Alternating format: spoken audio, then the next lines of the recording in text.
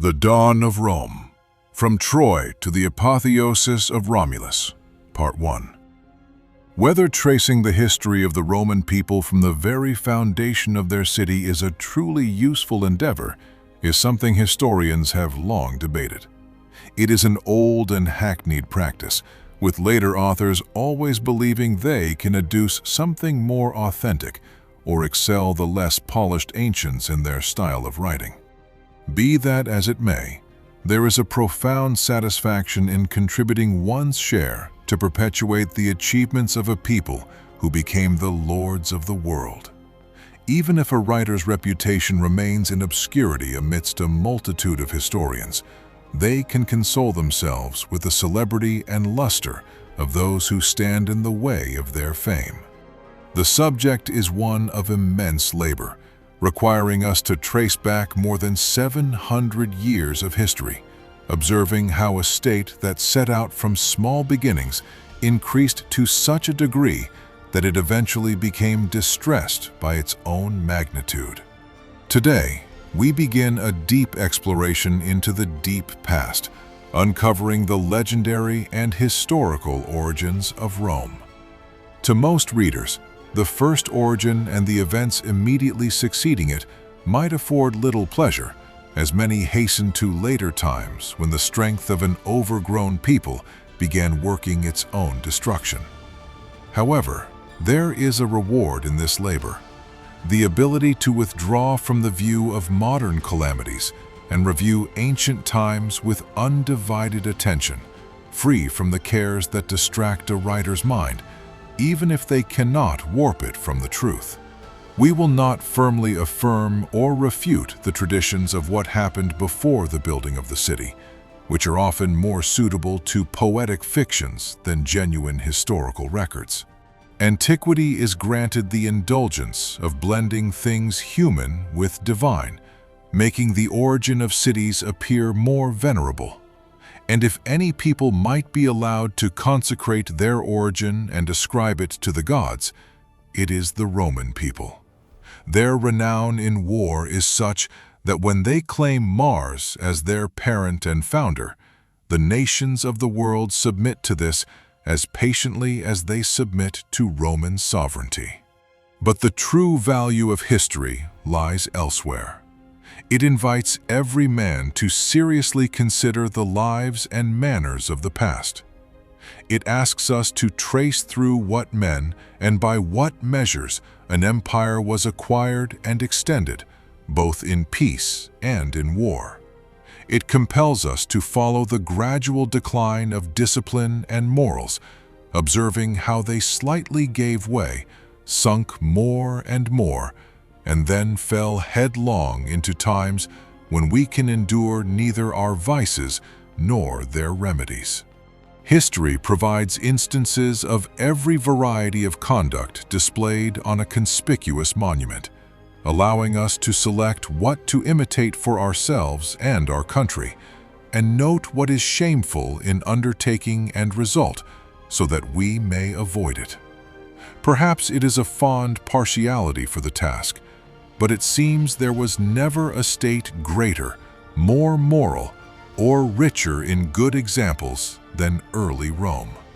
It was a state into which luxury and avarice made a very late entrance, where poverty and frugality were long honored, and where less wealth meant less desire. However, of late, riches have introduced avarice, and excessive pleasures have brought a longing for ruin. But let us keep these complaints aloof from the beginning of so great a work, and instead begin with good omens and prayers for success. Chapter 1.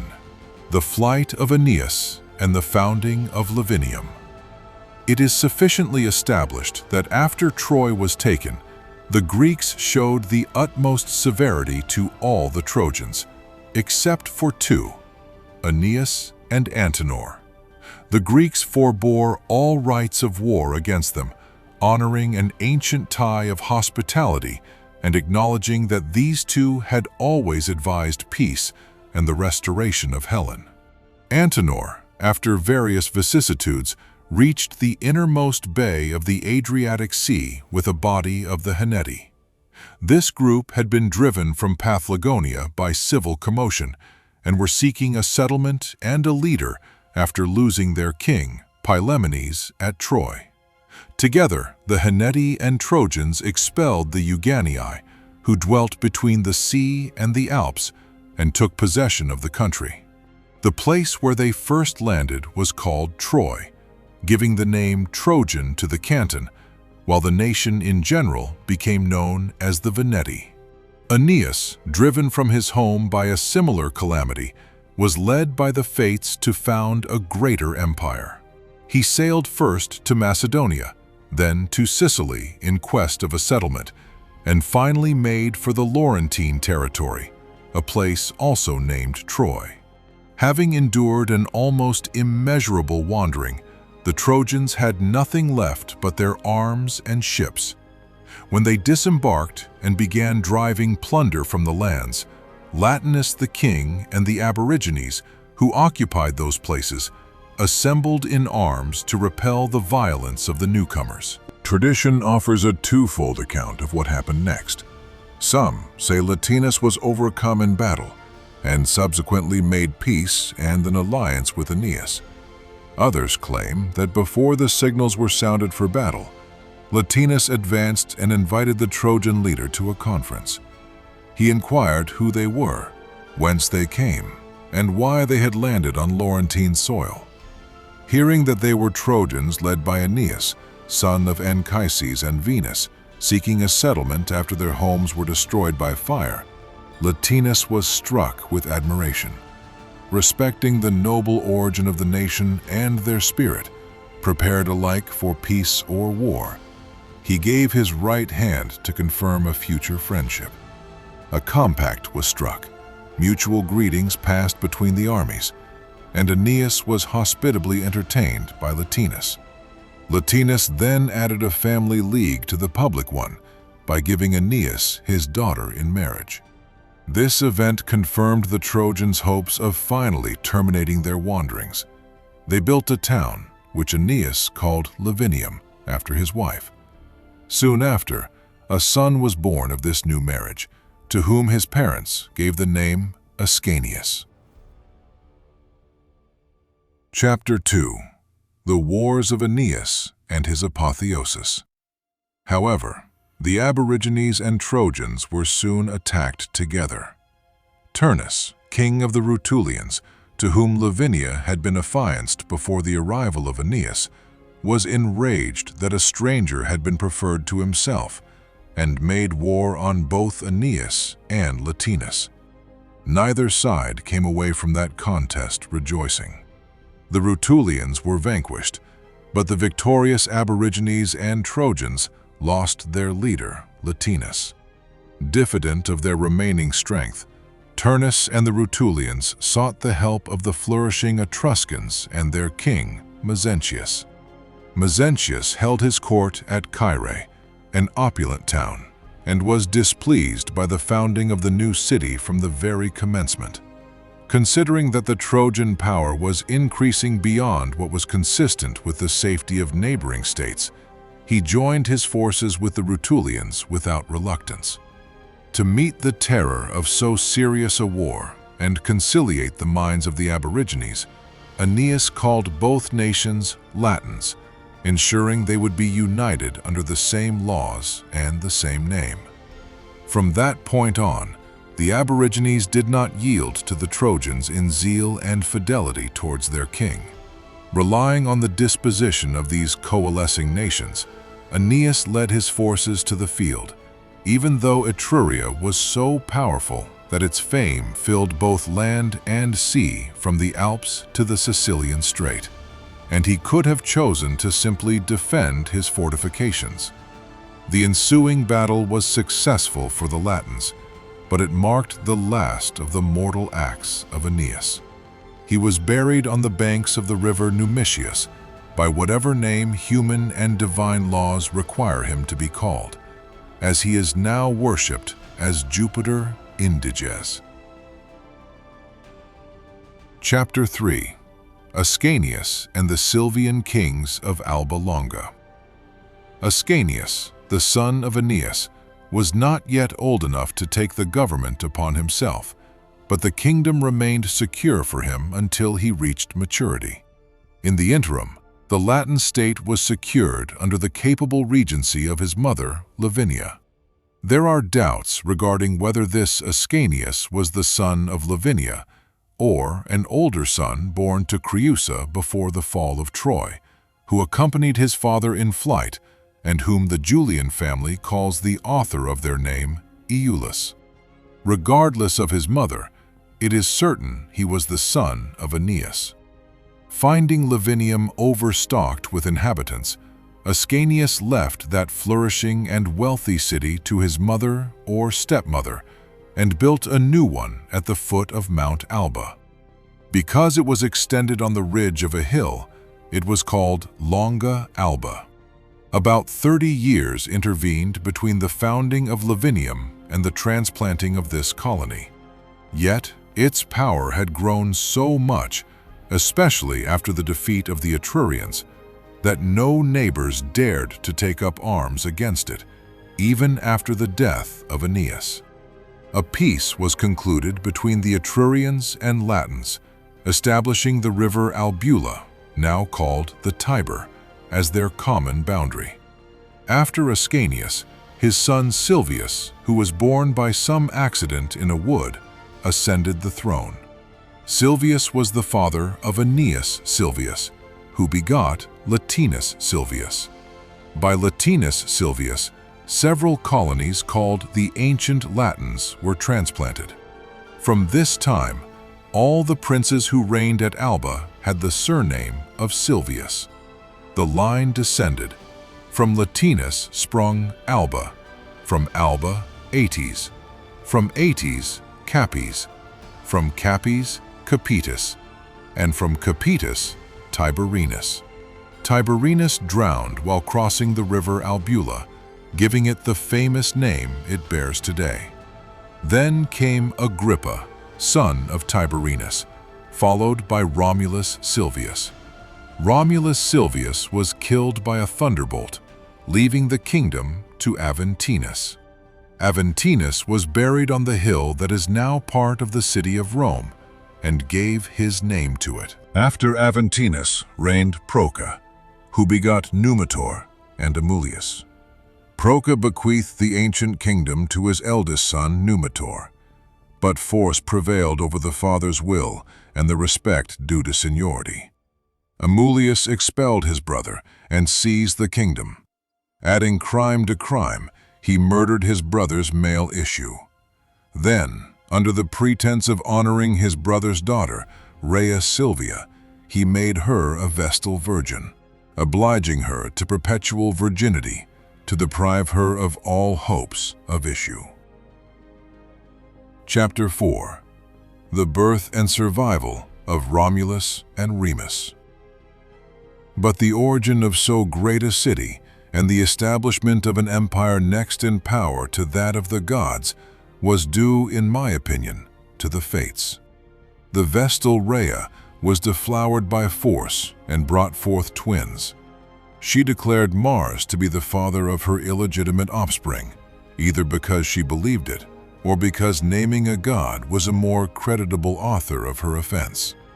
Neither gods nor men protected her or her children from the king's cruelty. The priestess was bound and thrown into prison, and the king commanded the children to be thrown into the river. By some interposition of providence, the Tiber had overflowed its banks in stagnant pools, preventing access to the regular bed of the river. The bearers supposed the infants could be drowned in any still water, so they exposed the boys in the nearest land flood, where the Ficus Ruminalis now stands, believing they had effectively executed the king's orders. The surrounding country was a vast wilderness. Tradition says that when the subsiding water left the floating trough on dry ground, a thirsty she-wolf from the neighboring mountains was drawn to the infants' cries. She held down her dugs to them with such gentleness that the keeper of the king's flock, a man named Faustulus found her licking the boys with her tongue. Faustulus carried them to his homestead to be nursed by his wife, Laurentia. Some believe Laurentia was called Lupa among the shepherds because she was a common prostitute, and that this gave rise to the surprising story of the wolf. The children, born and brought up in this manner, arrived at manhood. They did not loiter their time away tending folds, but roamed and hunted in the forests, improving their strength and courage. They encountered wild beasts, attacked robbers laden with plunder, and divided the spoil among the shepherds, carrying on their business and sports with a daily increasing number of young associates. Chapter 5. The discovery of their lineage. It is said that the festival of the Lupercal was even then solemnized on the Palatine Hill, which took its name from Pallanteum, an Arcadian city. Evander, an Arcadian who had possessed that country for many years, appointed this feast in honor of Pan Lachaeus, whom the Romans later called Aeneas. During this festival, young men ran about naked in sport and wantonness. Robbers, enraged at the loss of their booty, lay in wait for the youths while they were intent on this sport. While Romulus vigorously defended himself, the robbers took Remus prisoner and delivered him to King Amulius, accusing him with the utmost effrontery. They chiefly alleged that the twins had made incursions upon Numitor's lands, plundering them with an assembled band of young men. Consequently, Remus was delivered to Numitor to be punished. From the very first, Faustulus had entertained hopes that the boys were of the blood royal. He knew children had been exposed by the king's orders, and the time he found the twins agreed exactly with that period. He had kept the matter secret until a fit opportunity or necessity should arise. Necessity came first. Compelled by fear, he discovered the whole affair to Romulus. Meanwhile, Numitor had Remus in custody. Hearing that the brothers were twins, and observing their age and their turn of mind entirely free from servility, the recollection of his grandchildren struck him. Upon making inquiries, he arrived at the same conclusion and was well nigh recognizing Remus. Thus, a plot was concerted against the king from all sides. Romulus, unequal to open force, commanded the shepherds to come to the palace by different roads at a fixed time. Remus, with another party from Numitor's house, assisted his brother, and together they killed King Amulius. Chapter 6. The Foundation of Rome and a Fatal Quarrel. At the beginning of the fray, Numitor gave out that enemies had invaded the city and assaulted the palace, drawing off the Alban youth to secure the citadel. When he saw the young men advancing to congratulate him after killing the king, he immediately called an assembly. He represented to the people his brother's unnatural behavior, the extraction of his grandchildren, the manner of their birth and education, and how they were discovered. He then informed them of the king's death by his orders. When the young princes marched through the assembly and saluted their grandfather as king, an approving shout from the people ratified his title and sovereignty. With the government of Alba committed to Numitor, a desire seized Romulus and Remus to build a city on the spot where they had been exposed and brought up. There was an overflowing population of Albans and Latins, and the shepherds had also joined the design, inspiring hopes that Alba and Lavinium would be petty places compared to the new city. But the ambition for sovereignty, the very bane of their grandfather, interrupted these designs, leading to a shameful quarrel. As twins, seniority could not determine the point, so they agreed to let the tutelary gods of the place choose by augury who should give the new city its name and who should govern it. Chapter 7. The Death of Remus and the Rites of Hercules. Romulus chose the Palatine Hill and Remus the Aventine as their stands to make observations. It is said that an omen of 6 vultures came first to Remus. After the omen was declared, double the number presented itself to Romulus. Their respective parties saluted each as king. Remus claimed the kingdom based on priority of time, and Romulus on the number of birds. Altercation turned to bloodshed, and Remus fell from a blow in the crowd. A more common account is that Remus, in derision, leaped over his brother's new-built wall, and Romulus, in a passion, slew him, crying, "So shall every one fare who shall dare to leap over my fortifications." Thus Romulus obtained the sole sovereignty, and the city was called after its founder. His first work was to fortify the Palatine Hill. He offered sacrifices to the gods according to the Alban rite, but to Hercules he sacrificed according to the Grecian rite instituted by Evander. Tradition holds that Hercules, having killed Geryon, drove his incredibly beautiful oxen into these places. Fatigued with traveling after swimming the Tiber, Hercules lay down on the grassy banks to rest. While he was overpowered by sleep, a local shepherd named Cacus, charmed by the beauty of the oxen, decided to purloin the booty. To prevent the footprints from guiding the owner to his cave, Cacus dragged the most beautiful cows backwards by their tails into his den.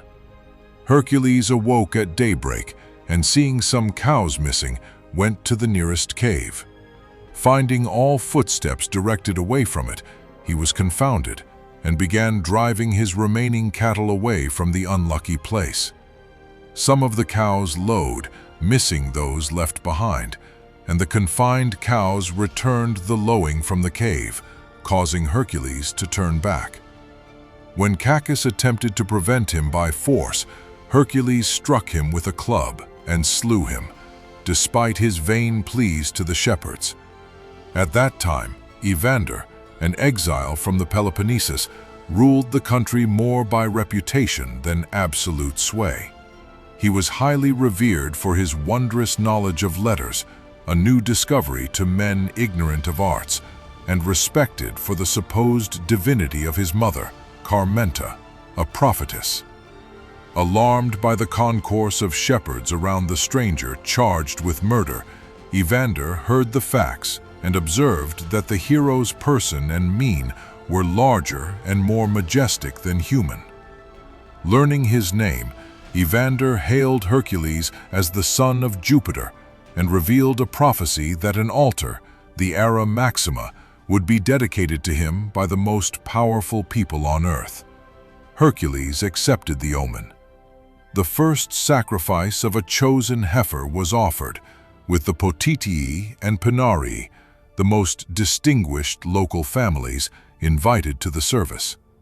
The Potitii arrived in time to eat the entrails, while the Pinarii came to the remainder of the feast, leading to an ordinance that the Pinarian family should never eat the entrails of these sacrifices. The Potitii discharged this priestly function for ages until the office was delegated to public slaves, and their race became extinct. This was the only foreign religious institution Romulus adopted, being an abettor of immortality attained by merit. Chapter 8. Law, Order, and the Asylum. Having duly performed the duties of religion, Romulus summoned the multitude to a meeting. Knowing this rude class of men could only be incorporated into one people by fixed rules, he gave them a code of laws. To ensure these laws were respected, he assumed a more majestic appearance, particularly by taking 12 lictors to attend him. Some believe he chose 12 lictors because of the 12 birds that portended his kingdom, while others think the number and the office itself, along with the curule chair and purple-edged gown, were borrowed from the neighboring Etrurians. Meanwhile, the city expanded, taking in ground for buildings with an eye toward future population rather than present numbers.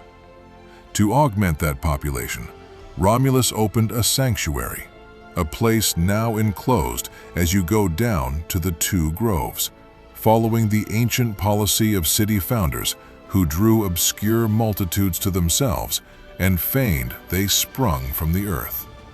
Crowds of all sorts, free men and slaves desirous of change, fled from neighboring states to this asylum, providing the first accession of strength to Rome's rising greatness. Satisfied with his strength, Romulus set about forming a means to direct it. He created 100 senators, either because that number was sufficient or because only 100 could actually name their fathers. Through respect, they were called fathers, and their descendants patricians. Chapter 9. The Sabine Women. The Roman state was now powerful enough to match any neighboring nation in war, but its greatness threatened to last only one generation due to a paucity of women.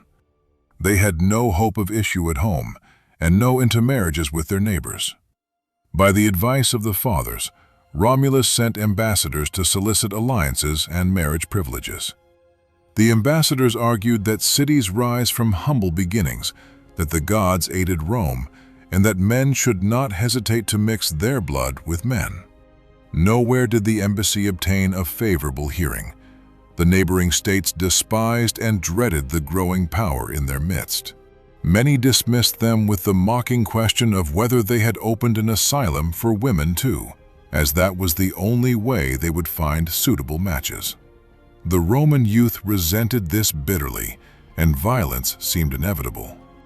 Dissembling his resentment, Romulus purposely prepared magnificent games in honor of Neptunus Equestris, called the Consulia, to afford a favorable time and place for action.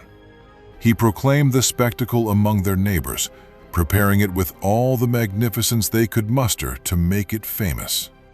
Great numbers assembled, eager to see the new city, especially their nearest neighbors from Canina, Crustumerium, and Antemne, along with the whole multitude of the Sabines, bringing their wives and children. Hospitably invited into Roman houses, they marveled at the city's rapid growth. When the spectacle began, and their minds and eyes were intent upon it, a tumult began according to concert, and the Roman youth ran to carry off the virgins by force. Many were taken at haphazard, while women of surpassing beauty were conveyed to the leading senators by men charged with the task. One exceptionally beautiful maiden was carried off by the party of a man named Thalasius. To protect her from molestation, they cried out that she was being taken to Thalasius, which is why the term became a nuptial one. The festival was shattered. The grieving parents fled, invoking the god whose games they had attended and appealing to the violated compact of hospitality. The ravished virgins shared this indignation and despair. But Romulus went about in person, explaining that the deed was owed to the pride of their fathers who refused them marriage. He promised they would be joined in lawful wedlock, participate in all civil privileges, and share in common children. He begged them to assuage their anger, noting that love often arises from injury and that their husbands would endeavor to make up for the loss of their parents and country. To this, the husbands added caresses and excuses of passion and love, arguments that work most successfully on women's hearts. Chapter 10. The Spoils of War and Jupiter Feretrius. The minds of the ravished virgins were soon soothed, but their parents roused the neighboring states with mourning and tears. They flocked to Titus Tatius, king of the Sabines, sending embassies to him because of his great character. The Canaanenses, Crustumeni, and Antemnates felt the outrage deeply, but felt Tatius and the Sabines were proceeding too dilatorily. Impatient, the Canaanenses invaded the Roman territory on their own. Romulus met their straggling army, routed them easily, killed and despoiled their king in battle, and took their city at the first assault, proving that resentment without strength is of no avail. Returning victorious, Romulus, a man highly distinguished by his exploits, went in state to the capital. Carrying the spoils of the slain enemy general suspended on a curiously wrought frame, he laid them at the foot of a sacred oak. There he marked out the bounds for a temple, dedicating it to Jupiter Feretrius, stating, "I, King Romulus, upon my victory, present to thee these royal arms, and to thee I dedicate a temple, as a receptacle for the grand spoils which my successors shall offer to thee." This was the first temple consecrated at Rome. The gods decreed that the founder's declaration should not be frustrated, yet the glory of that offering remained rare. During so many years and wars since, grand spoils have been gained only twice. Chapters 11 to 13. The Sabine War and Reconciliation. While the Romans achieved these exploits, the Antemnates made a hostile incursion. A Roman legion marched out in haste, routing them at the first shout and taking their town. Exulting in this double victory, Romulus's consort, Hercules, importuned by the captured women, beseeched him to pardon their fathers and admit them as citizens to strengthen the state. The request was granted. Romulus then easily defeated the Crustumini, sending colonies to both places, though more preferred Crustaminum for its fertile soil. Migrations from there to Rome also occurred in great numbers. The last and most formidable war broke out on the part of the Sabines. They acted not through anger, nor did they make a show of war before beginning it. Prudence was added to stratagem. Spurius Tarpeius commanded the Roman citadel. King Tatius bribed Tarpeus's maiden daughter with gold to admit armed soldiers. She had gone outside the walls to fetch water for a sacrifice. Upon entering, the soldiers crushed her to death beneath their shields. They did this either to make it seem the citadel was taken by storm, or to establish a precedent that no faith should be kept with a traitor. Some say she bargained for the heavy golden bracelets and rings the Sabines wore on their left arms, and so they threw their shields upon her instead of the golden presents. Others say she expressly demanded their shields to act with treachery and was killed by the reward of her own choosing. The Sabines held the citadel, and the next day the Roman army filled the ground between the Palatine and Capitoline hills. A fierce battle ensued, animated by Metus Curtius for the Sabines and Hostus Hostilius for the Romans. When Hostilius fell, the Roman line gave way and was beaten back to the old gate of the Palatium. Carried away with the rout, Romulus raised his arms to heaven, praying to Jupiter to stop the Romans' shameful flight, and vowed to build a temple to Jupiter Stator as a monument that the city was saved by divine aid.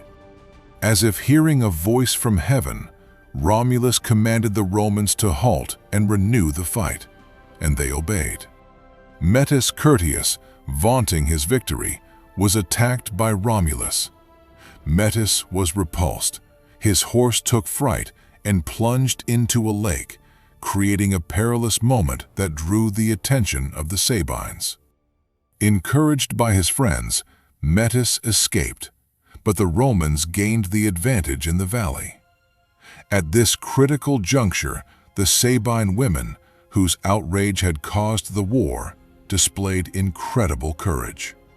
With hair disheveled and garments rent, they rushed between the incensed armies amidst flying weapons. They implored their fathers on one side and their husbands on the other not to contaminate themselves with impious blood or stain their offspring with parricide. They cried that they were the cause of the war and the bloodshed, and that it was better they perish than live widowed or fatherless. This moving sight affected both the multitude and the leaders, bringing a sudden silence.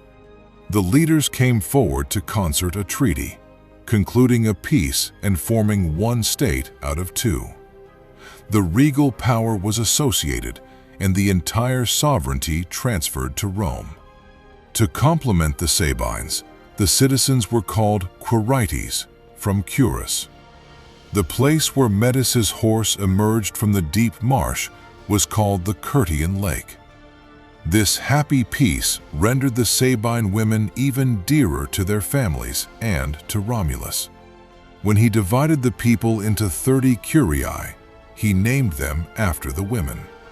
At the same time, 3 centuries of knights were enrolled: the Ramnenses from Romulus, the Tatienses from Titus Tatius, and the Luceres, the origin of whose name remains uncertain. Chapters 14 to 16. The death of Tatius and apotheosis of Romulus. The two kings held power in concord until, years later, relatives of King Tatius beat the ambassadors of the Laurentes. When Tatius let the influence of his friends outweigh justice, he drew punishment upon himself and was slain in a tumult at Lavinium during an anniversary sacrifice. Romulus resented this less severely than the case required, either due to a lack of cordiality in their joint rule or because he believed Tatius was justly killed. To expiate the murders, the treaty between Rome and Lavinium was renewed. A new war broke out close to home. The Fidenades, fearing Rome's growing power, laid waste the land between their city and Rome. Romulus marched out, pitched his camp a mile from Fidenae, and set an ambush in a place hidden by thick bushes. Advancing to the city gates in a menacing manner, he drew out the enemy. Feigning a retreat, the Romans drew the eager Fidenades into the ambuscade. The Romans attacked their flank, routing the Fidenades, who turned their backs before Romulus could even wheel his horse around. The Romans pursued them closely, rushing into the town before the gates could be shut. This victory excited the Veientes, who were related to the Fidenades. They made a predatory incursion into Roman territory. Without waiting for the enemy, the Veientes retreated with their booty, but the Roman army crossed the Tiber, prepared for a decisive action. When the Veientes came out to meet them, the Roman king achieved victory, relying merely on the strength of his veteran army. Romulus pursued them to their walls, but made no attempt on the strongly fortified city, laying waste their lands instead. Humbled, the Veientes sued for peace, yielding a part of their land for a 100-year truce. These exploits demonstrated Romulus's divine original and his spirit in building and strengthening the city, which enjoyed profound peace for 40 years. Though he was dearer to the people than to the patricians, he was most beloved by the soldiers, keeping a bodyguard of 300 armed men, called Celeres, in peace and war. After performing these immortal achievements, Romulus was holding an assembly in the plain near the lake of Capra to review his army, when a sudden storm arose with great thunder and lightning. A dense mist enveloped the king, hiding him from the assembly, and Romulus was never again seen on earth. When the fine, clear weather returned, the Roman youth saw the royal seat empty. Though they believed the fathers who said he was carried aloft by the storm, they preserved a sorrowful silence, struck with the dread of orphanage. Soon the whole multitude hailed Romulus as a god, the son of a god, and the king and parent of the Roman city, imploring his favor. Even then, some silently surmised the king had been torn to pieces by the fathers, but admiration for the man and the consternation of the moment attached importance to the other report. The contrivance of one man, Proculus Julius, added credit to the matter. While the state was troubled with regret and incensed against the senators, Proculus came forward and announced that Romulus had descended from heaven and appeared to him at daybreak. Proculus claimed Romulus commanded the Romans to cultivate the art of war so that no human power could withstand their arms, and then ascended to heaven. It is surprising what credit was given to this announcement, and how the people's regret was assuaged by the assurance of his immortality.